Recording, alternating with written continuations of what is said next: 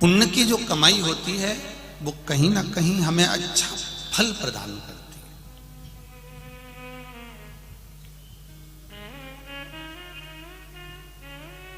इतने बड़े मालेगांव नगर में, इतने बड़े मालेगांव शहर में कथा हो रही है, आप इतनी लाखों की संख्या में सारे पंडाल आप लोगों ने पहले दिन भर दिया है, हमें तो दूसरे दिन की टेंशन है कि बैठोगे कहाँ। तो पुण्य किसको कहते हैं, पुण्य की पूंजी किसको कहते हैं, पुण्य की कमाई किसको कहते हैं? तो शिव महापुराण की कथा कहती है, जब हम 2 कदम चलकर भगवान के मंदिर तक जा रहे हों, 2 कदम चलकर हम शिव महापुराण की कथा तक जा रहे हों, 2 कदम चलकर हम किसी सदगुरु के दरवाजे पर जा रहे हों, कुछ कदम चलकर हमारी विट्ठल तक जा रहे हों, कुछ कदम चलकर हम अपने परमात्मा के पास तक जा रहे हों, शिव पोथी तक, शिव महापुराण तक जा रहे हों, तो समझ लेना कि कहीं ना कहीं हमारे पूर्व के पुण्य की पूंजी एकत्रित हो गई, तो हम यहां पहुंच गए।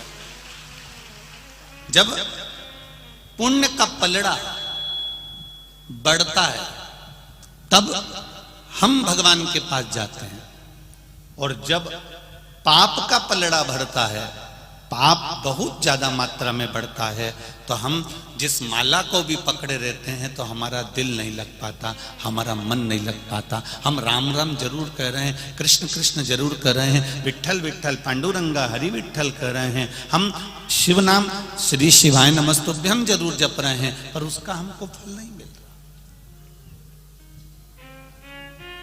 पाप जब बढ़ता है तो भजन छुड़वा देता है, पाप जब बढ़ता है तो भक्ति छुड़वा देता है, पाप जब बढ़ता है सत्संग छुड़वा देता है, पाप जब बढ़ता है तो शिव पुराण छुड़वा देता है, पाप जब बढ़ता है तो हमारा सत्संग छुड़वा देता है, और पाप जब बढ़ता है तो कहीं ना कहीं हमारे जिनसे जो अच्छे हैं, जिनसे हम पूर्व में से पहले से लगे हुए हैं, उन अच्छे व्यक्ति का संग भी हमारा पाप हमसे छुड़वा देता है और बुरी संगत में ले जाकर बिठा देता है, वो बुरी संगत तक ले जा, ये हमारा पाप बढ़ता है।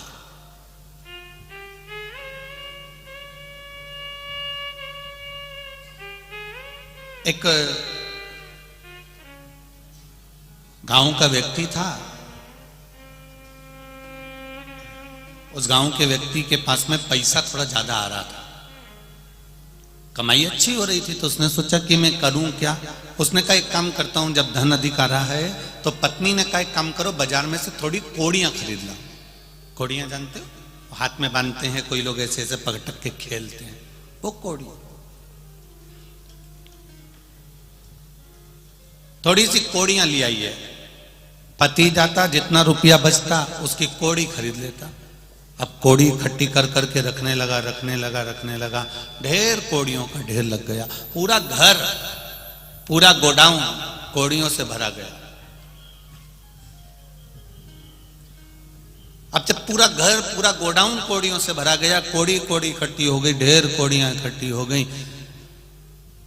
एक दिन नगर का राजा बीमार पड़ गया, और नगर का राजा बीमार पड़ा तो उसको देखने के लिए जो वैद्य आए, डॉक्टर आए, उन्होंने कहा इसको एक बीमारी हो गई है, वो बीमारी ठीक करने के लिए कोड़ी लाना पड़ेगी और उन कोड़ियों को जलाना पड़ेगा, जलाकर उसकी राख तैयार करना पड़ेगा।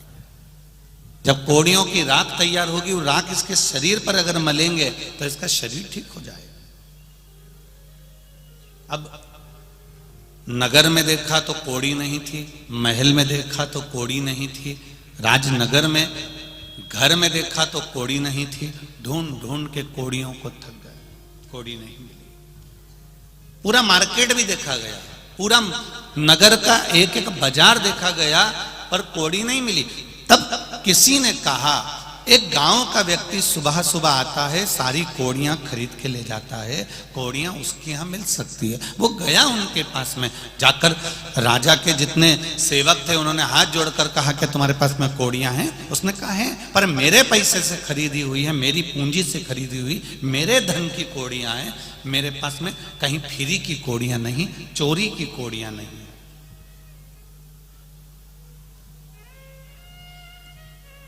कोड़ियां हैं, हाँ, लाओ जरा कोड़ियां दो। उसने कहा मैं अपनी कौड़ी नहीं दे सकता, तुम्हें देना पड़ेगा, राजा बीमार पड़ा है। उसको डराया, धमकाया। तब उसने एक थाली में कौड़ियां भर कर लेकर आया। उनसे कहा लो तुम्हारा झोला पकड़ो, बैग पकड़ो, बारदान पकड़ो। उन्होंने बारदान पकड़ा, इसने कौड़ियां पर हाथ फेरा, उनके झोले में दिया। फिर भर के लाया, फिर कौड़ियों पर हाथ फेरा, फिर उनके झोले में, उनके बैग में, उनके बारदान में दिया। बार बार यही कर रहा था। तब गुस्सा आ गया राजा के दूतों को, और राजा के सेवकों ने कहा एक बार में पूरा बैग उठाकर क्यों नहीं दे देता, एक बार में पूरा बारदान उठाकर क्यों नहीं दे देता, ये बार बार हाथ क्यों फेर रहा है। उसने कहा अरे भाई, मैं इन कौड़ियों में हाथ इसलिए फेर रहा हूं, इन कौड़ियों में मैं वो कौड़ी ढूंढ रहा हूं कि वो एक कौड़ी ऐसी कौन सी आ गई जो मेरी इतनी रखी रखाई कौड़ियों को लेकर जा रही है। उस कौड़ी को ढूंढने का मैं प्रयास कर रहा हूं। एक कौड़ी हमारे घर में ऐसी आ जाती है जो हमारे रखे हुए पूरे धन को ले जाकर नाश कर देती है। एक कौड़ी हमारे घर में ऐसी आ जाती है जो पैसे को, कौड़ी को, पूरे रखी हुई कौड़ी को, पूरे रखे हुए पैसे को डॉक्टर में कहीं कहीं गलत जगह पर, कहीं कहीं ले जाकर, कहीं मदिरा में, कहीं मांसाहार में, कहीं वेश्यावृत्ति में, कहीं जुए में उस कौड़ी को लगा दिया जाता। एक कौड़ी हमारे घर में ऐसी आती है जो हमारा पूरा घर बर्बाद कर देती है, और एक कौड़ी सत्कर्म की, अच्छी पुण्य की ऐसी आ जाती है जो हमारे मालेगांव में शिव महापुराण की कथा करवा देती है। ये कौड़ी का फल, ये कौड़ी है।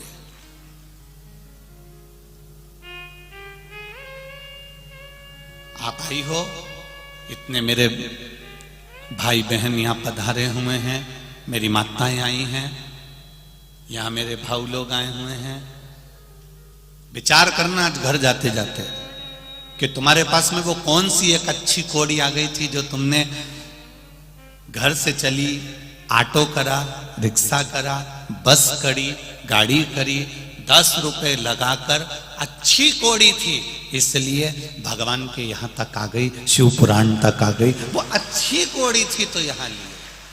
और अगर बेकार कौड़ी होती ना तो तुम आते आते भी घर से, कई माताएं ऐसी होगी जिन्होंने अपनी पड़ोसन से कहा होगा चल रही क्या, चल रही है क्या, हाँ चलूंगी तो सही, चल तैयारी करी, और मालूम पड़े कोई ना कोई ऐसा मेहमान आ गया, कोई ना कोई अतिथि आ गया, कोई ना कोई ऐसा काम आ गया, कोई ना कोई ऐसा कारण आ गया कि वो यहां तक पहुंच भी नहीं पाई।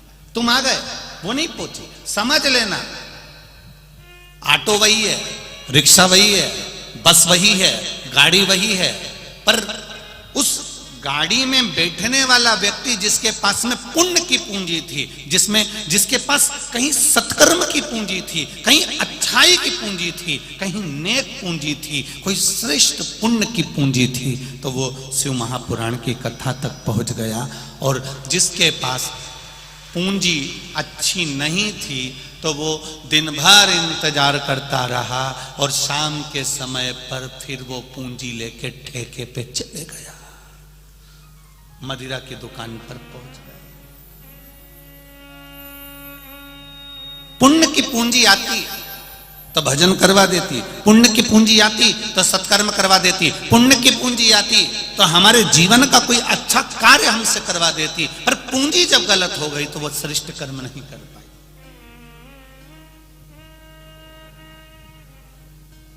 मत बुरे कर्म कर बंदे वरना पछताएगा, भगवान की आंखों से तू बच नहीं पाएगा, तू बच नहीं पाएगा। अरे ओ अज्ञानी मत करना दानी, तेरे कर्म का फल भी तू ही पाएगा, जैसा किया तूने तेरे आगे आएगा। मत बुरे कर्म कर बंदे, मत बुरे कर्म कर बंदे, वरना पछताएगा। भगवान की आंखों से तू बच नहीं पाएगा, तू बच नहीं पाएगा। अरे ओ अज्ञानी मत कर नादानी। महाराज कोई पुण्य की पूंजी आए जो हमारे जीवन में अच्छा कर्म कर जाए।